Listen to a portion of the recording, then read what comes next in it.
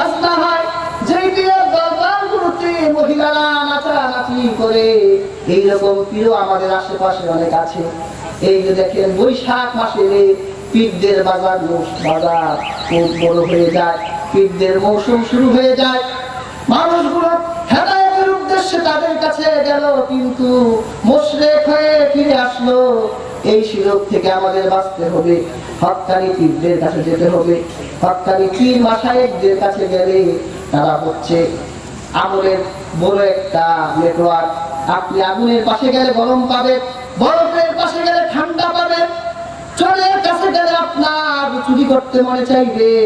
আপনি ভালো মানুষের কাছে যখন যাবেন, ভালো মানুষের সোহবতে থাকার কারণে আপনার দিলের পরিবর্তন আসবে, মনে চাইবে আমি ভালো হয়ে যাই। ভালো মানুষের কাছে যেতে হবে। ভালো মানুষের পাশে ঘুরলেও উপকার আছে। আপনি আতরের দোকানে গেলে আতর কিনবেন না, দোকানে বসলে ঘ্রাণ পাবেন না, কি বলেন? ঘ্রাণ আসবেই।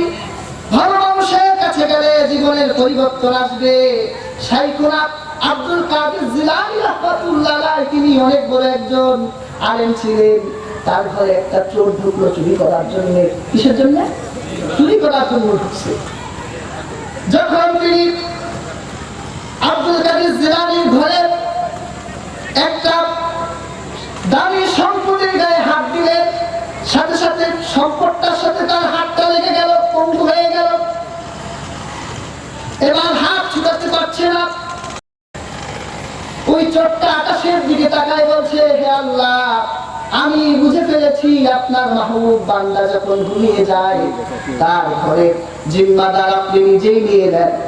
ইয়া আল্লাহ, আমি তওবা করছি, আব্দুল কাদের জিলানীর দরবারে আমি চুরি করব না, আপনি আমাকে মাফ করে দেন।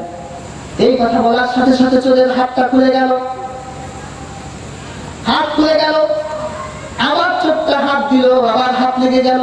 তিনবার পর যখন চোর আবার হাত দিল, এবার আর হাত খুলে না।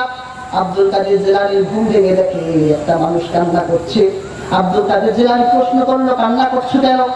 বলল, হুজুর, চুরি করার পর আপনার ঘরের সাথে আমার হাতটা লেগে গেছে, আর তো খুলতে পারি না। আব্দুল কাদের জিলানী বলে, শোন, তুই তো আমার ঘরে চলে এসেছিস, আমি ঘুমাবার পর স্বপ্নে দেখলাম আল্লাহ রাব্বুল আলামিন জন্য এসেছে, তাকে ধর্মের শিক্ষা দিয়ে আল্লাহর ওলি বানায়া দে। তুই তো চুরি করতে আসছ না, ওই আল্লাহর ওলি বানাই দিলাম চা। তাহলে তাদের সবতে চোর গিয়ে ভালো হয়ে গেছে।